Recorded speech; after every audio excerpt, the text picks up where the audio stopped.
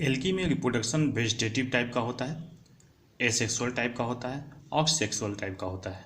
तो vegetative reproduction जो होता है वो फ्रेगमेंटेशन के द्वारा होता है। फ्रेगमेंटेशन का मतलब ये होता है कि जो इसका फिलामेंट होता है या इसका जो थैलस होता है एल्गी का, जैसे मान लीजिए ये स्पायरोगैरा का थैलस है, ठीक है, ठीक, फिलामेंट जैसा स्ट्रक्चर होता है स्पायरोगैरा का, तो इसको हम थैलस ही कहेंगे। थैलस का मतलब ये होता है कि जिसमें लीफ, स्टेम, रूट का डिस्टिंक्शन ना हो। तो ये क्या करता है कि कई भागों में फ्रेगमेंटेड हो जाता है, मतलब टूट जाता है। मान लीजिए कई भागों में टूट गया, ऐसे ऐसे कई भागों में टूट गया, ठीक। तो जो हर पार्ट होता है, ये प्रत्येक पार्ट जो है फिर से डेवलप करके नया थैलस बना लेता है, मतलब पूरा फिलामेंट बना लेता है, यानी पूरी प्लांट बॉडी को बना लेता है। इसी तरह से जैसे अब कोई ऐसा प्लांट है, जैसे मान लीजिए ये अल्वा है, ठीक, अल्वा ग्रीन एल्गी होती है जिसको सी लेट्यूस भी बोलते हैं। तो इसका कोई पार्ट टूट के गिर गया, ठीक, तो ये पूरा डेवलप करके एक नया थैलस बना लेगा, यानी नया प्लांट बॉडी बना लेगा। तो फ्रेगमेंटेशन का मतलब ये होता है कि थैलस टूटता है, फ्रेगमेंटेड होता है, और फ्रेगमेंटेड होने के बाद हर part is able to develop new thallus, यानी न्यू प्लांट बॉडी। अब देखिए जो एसेक्सुअल रिप्रोडक्शन होता है एल्गी के अंदर, ये कई मेथड से हो सकता है, क्योंकि देखिए एल्गी जो है वो एक्वेटिक होती है। तो जो सबसे इम्पॉर्टेंट मेथड है वो बाय जूस्पोर है। इसके अलावा ये एप्लानोस्पोर से हो सकता है, ये हाइप्नोस्पोर से होता है, हाइप्नोस्पोर, एकाइनेट से होता है, बाय एकाइनेट, या तो फिर आटोस्पोर्स और सिस्ट से भी हो सकता है। तो हम लोग स्टेप बाय स्टेप एक एक लाइन, दो दो लाइन सबके बारे में जान लेते हैं। तो सबसे पहले जूस्पोर के बारे में थोड़ा देख लेते हैं। देखिए जूस्पोर मोटाइल बॉडी होती है और नेकेड स्पोर होता है। जैसे ये मान लीजिए इस तरह से इसका कुछ स्ट्रक्चर होता है, इस तरह से, ठीक, और इसमें फ्लेजला होता है, ये फ्लेजला हो गया। ये फ्लेजला 2 से लेके 4, 8 तक हो सकते हैं। तो इस तरह से जूस्पोर का कुछ स्ट्रक्चर होता है। अलग अलग ये एल्गी में अलग अलग तरह के जूस्पोर्स पाए जा सकते हैं, जिसके बारे में हम लोग आगे डिस्कस करेंगे। देखिए जो क्लेमाइडोमोनास होता है उसमें जो जूस्पोर बनता है एकदम पेरेंट बॉडी की तरह ही होता है, एकदम similar to the parent body. तो in Chlamydomonas zoospores are similar to parent cells, parents cells form in variable number, मतलब ये पेरेंट सेल्स के अंदर ही बनते हैं और वेरिएबल संख्या में बन सकते हैं। जैसे ये 4 बन सकते हैं, 8 बन सकते हैं, या 16 बन सकते हैं, ठीक है। जबकि यूलोथ्रिक्स में 8 से 16 की संख्या में बनते हैं, ठीक है। बाईफ्लेजिलेटेड होते हैं, बाईफ्लेजिलेटेड। अगर ये क्वाड्रीफ्लेज, मतलब कभी 4 फ्लेजला वाले भी हो सकते हैं। अगर ये 4 फ्लेजला वाले हुए तो ये 4 बनते हैं, ठीक है, 4 क्वाड्री फ्लेजलेट, ठीक। देखिए जैसे ये बाईफ्लेजलेटेड हो गया और 4 फ्लेजला वाले इस तरह से होते हैं, ये समझ गए ना। ये मतलब बाईफ्लेजलेट हो गया, ये क्वाड्रीफ्लेजलेट हो गया। क्वाड्रीफ्लेजलेट अगर बनेगा तो 4 बनेगा, और अगर बाईफ्लेजिलेट बना तो 8 से 16 बनेगा। अब देखिए हाइड्रोडिक्टियन भी ग्रीन एल्गी है, इसमें 256 माने 256 बाईफ्लेजिलेटेड जूस्पोर्स बनते हैं, सबसे ज़्यादा इसी में जूस्पोर्स बनते हैं। अब देखिए ओडोगोनियम, ये भी ग्रीन एल्गी है, इसमें सिर्फ एक बनता है, एक सेल में केवल एक जूस्पोर्स बनता है। बहुत इंपॉर्टेंट है, बीएचयू में पूछा जा चुका है। और इसका जो जूस्पोर्स होता है मल्टीफ्लेजिलेट होता है, मतलब सिंगल मल्टीफ्लेजिलेट। देखिए इसका जो स्ट्रक्चर होता है ओडोगोनियम के जूस्पोर्स का इस तरह से होता है, इस तरह से, ठीक है, crown shape arrangement of the flagella. Flagella question बहुत इंपॉर्टेंट है, आ चुका है, बीएचयू में पूछा जा चुका है ये। दूसरा जो मेथड है एप्लानोस्पोर्स, एप्लानोस्पोर्स ये नॉन फ्लेजिलेटेड होता है, बिल्कुल जूस्पोर की तरह ही होता है, लेकिन इसमें फ्लेजला नहीं पाया जाता है, ठीक है। नॉन मोटाइल, क्योंकि फ्लेजला तो होता नहीं है इसलिए नॉन मोटाइल होता है ये, ठीक है। Commonly found in chlorella, commonly found in chlorella, chlorella, ठीक है।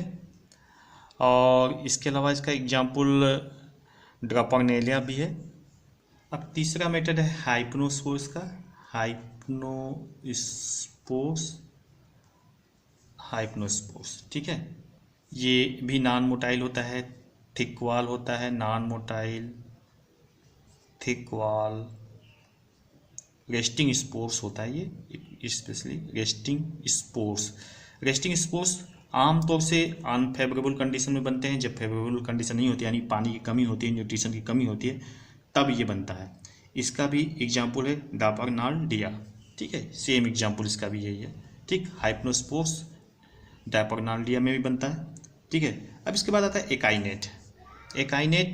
देखिए एकाइनेट जो होता है, इसमें क्या होता है कि जो वेजिटेटिव सेल्स होती है, वेजिटेटिव सेल्स का मतलब वो सेल्स जो रिप्रोडक्शन में पार्टिसिपेट नहीं करती है, ठीक। आमतौर से वेजिटेटिव सेल्स जो होती है उसी के ऊपर थिक वॉल की कवरिंग बन जाती है। जैसे मान लीजिए कि ये यूलोथ्रिक्स है, ये यूलोथ्रिक्स है, ठीक।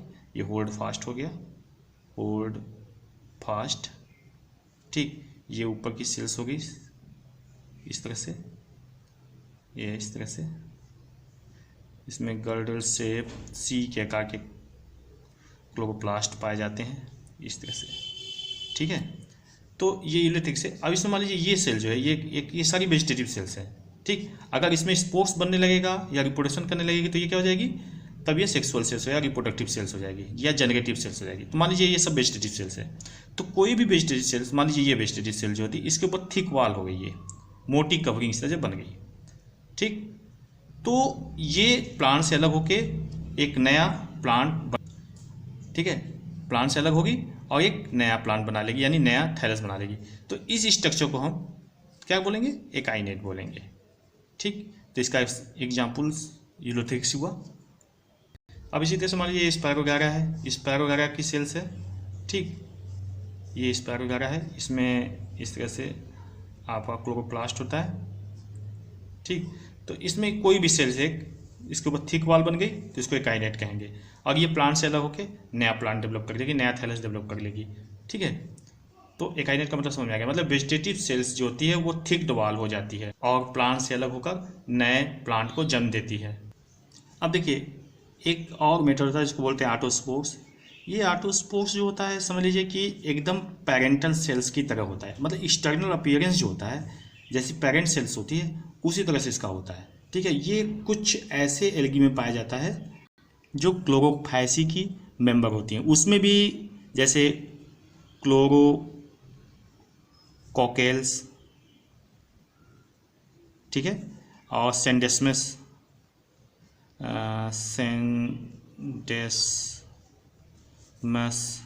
या सेंडेस्मेसी फैमिली है इसका। तो ऑटोस्पोर्स क्या होता है, its shape structure and external appearance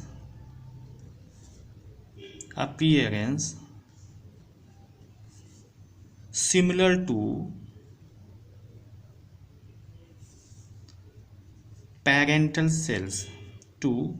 parental cells, ठीक है।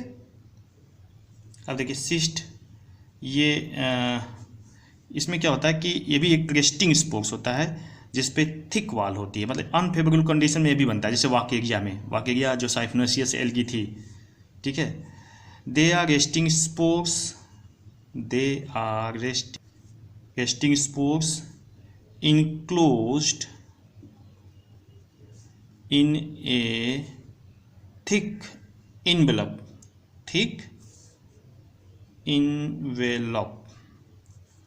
जैसे Vaucheria is the siphonaceous algae, ठीक है, वाकेरिया, ठीक। ये मड में पाई जाती है, थोड़ा टेरेस्ट्रियल, सेमी टेरेस्ट्रियल एल्गी भी कह सकते हैं, टेरेस्ट्रियल एल्गी भी आप कह सकते हैं, ठीक है।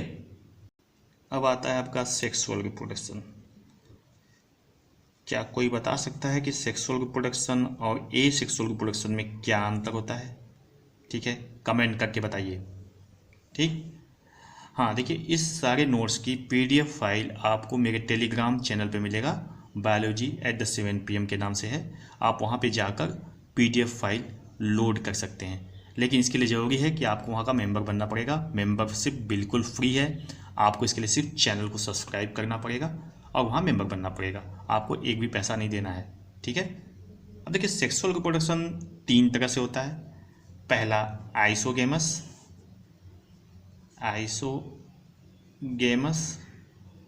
और दूसरा एनाइसोगेमस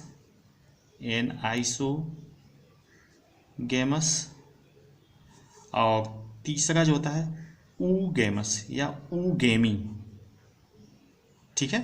अब देखिए आइसोगेमस का मतलब ये होता है कि जब दोनों गैमेट्स, ठीक है, गैमेट्स का मतलब समझ गए ना, मेल एंड फीमेल से बनने वाले गैमेट्स जो होते हैं, अगर दोनों गैमेट्स मॉर्फोलॉजिकली सिमिलर हो, ठीक है, मॉर्फोलॉजिकली सिमिलर हो, तो ऐसे को हम आइसोगेमस कहते हैं। जैसे मान लीजिए एक गैमेट यहाँ बना इस तरह से, बाइफ्लैजेलेट हो सकता है या क्वाड्रिफ्लैजेलेट भी हो सकता है, लेकिन बाइफ्लैजेलेट ज़्यादातर होता है, और दूसरा इधर से बना, ठीक है, एक मेल से बना एक फीमेल से बना, ठीक, तो दोनों देखिए देखने में एक जैसे हैं। तो ऐसे सेक्सुअल रिप्रोडक्शन को जिसमें गैमेट दिखने में बिल्कुल एक जैसे हों आइसोगेमस कहते हैं, ठीक है। लेकिन अगर मेल गैमेट आकार में छोटा हो और फीमेल गैमेट आकार में बड़ा हो तो इसको क्या बोलते हैं, एनाइसोगेमस। अब ऊगेमी में क्या होता है, मेल गैमेट छोटा होता है, ऊगेमी और फीमेल गैमेट जो होता है वो बड़ा होता है और नॉन मोटाइल होता है, ठीक है। देखिए इस सब में दोनों में मोटाइल है, इसमें सिर्फ मेल गैमेट मोटाइल है, ये नॉन मोटाइल होता है। तो ऐसे सेक्सुअल रिप्रोडक्शन क्या बोलते हैं, ऊगेमी। अब देखिए आइसोगेमस में मैंने अभी बताया कि दोनों गैमेट मॉर्फोलॉजिकली सिमिलर होते हैं, लेकिन इसमें एक कंडीशन और पाई जा सकती है, दोनों गैमेट या तो मोटाइल हो सकते हैं या तो नॉन मोटाइल हो सकते हैं। तो जब मोटाइल होंगे तो उनको क्या बोलेंगे, मोटाइल गैमेट को, अगर दोनों गैमेट मोटाइल होंगे, मोटाइल गैमेट्स, तो उनको बोलेंगे प्लानोगैमेटिक। क्या बोलेंगे, प्लानोगैमेटिक, ठीक है। अगर दोनों नॉन मोटाइल होंगे तो क्या बोलेंगे उसको, नॉन मोटाइल गैमेट को बोलेंगे ए प्लानोगैमेटिक। प्लानोगैमेटिक का एग्जाम्पल क्या हो गया, यूलोथ्रिक्स, क्लेडोफोरा, इक्टोकार्पस और क्लेमाइडोमोनास। और ए प्लानोगैमेटिक का मतलब इसका एग्जाम्पल हो गया, पहला तो सबसे इंपॉर्टेंट स्पायरोगैरा, क्वेश्चन पूछा जा चुका है, फिर पूछा जाएगा, याद कर लीजिए स्पायरोगैरा, ठीक है। और इसके अलावा जिग्नेमा, ठीक है। अब देखिए एनाइसोगेमी में क्या होता है, एक गैमेट छोटा होता है एक बड़ा होता है, लेकिन दोनों मोटाइल्स होते हैं, ठीक है। तो जो छोटा गैमेट होता है यानी स्मॉल गैमेट जो होता है, स्मॉल गैमेट्स, ठीक है, उसको क्या कहते हैं, माइक्रोगैमेट्स, ठीक। और जो बड़ा होता है उसको क्या बोलते हैं, मैक्रोगैमेट, लार्ज गैमेट, या बड़े वाले को मैक्रोगैमेट बोलते हैं, मैक्रोगैमेट, ठीक, मैक्रोगैमेट। इसका एग्जांपल यहीं पे लिख देते हैं, पेंडोराइना, इसका एग्जांपल हो गया पेंडोराइना और क्लेमाइडोमोनास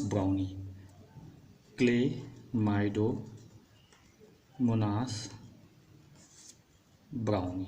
देखिए क्लेमाइडोमोनास जो होता है ना, इसके जो स्पेसीज हैं इसमें सभी तरह के आपको आइसोगेमी, एनाइसोगेमी और ऊगेमी सबके एग्जाम्पल मिल जाएंगे क्लेमाइडोमोनास की स्पेसीज में। अब देखिए आता है ऊगेमी में क्या होता है, ऊगेमी में जैसे मैंने बताया था ना कि एक जो गैमिट होता है वो मोटाइल होता है और दूसरा वाला गैमिट नॉन मोटाइल होता है, ठीक है, यानी फीमेल गैमिट नॉन मोटाइल होता है। तो अब देखिए ऊगेमी का एग्जाम्पल हम लोग देख लेते हैं। पहले ऊगेमी होता क्या है इसके बारे में थोड़ा सा लिख देते हैं। Oogamy, the fusing gametes differ morphologically मतलब मार्फोलॉजिकली भी डिफर होते हैं और फिजियोलॉजिकली एंड फिजियोलॉजिकली। ठीक है, मतलब मार्फोलॉजिकली भी गैमेट डिफर होता है और फिजियोलॉजिकली भी डिफर होता है, अलग अलग होता है। ठीक है, अब देखिए इसमें क्या होता है, जैसे मान लीजिए कि ये गैमेट है, अनस्टेबल गैमेट है, ठीक है, स्टेबल स्टैटिक। ठीक, अब जो मेल गैमेट होगा या माइक्रो गैमेट्स होगा वो मोटाइल होगा, जाकर इसमें फ्यूज कर जाएगा। ठीक है, देखिए इसका एग्जाम्पल क्या है, इसका एग्जाम्पल ओइडोगोनियम है, ओइडोगोनियम। ठीक है, और वाकेरिया भी इसका एग्जाम्पल हो गया, वाकेरिया, कारा सब ग्रीन एल्गी है, फ्यूकस ब्राउन एल्गी। ठीक है, Fucus is the brown algae, Chlamydomonas braunii, sorry कुसीफेरा, क्लेमाइडोमोनास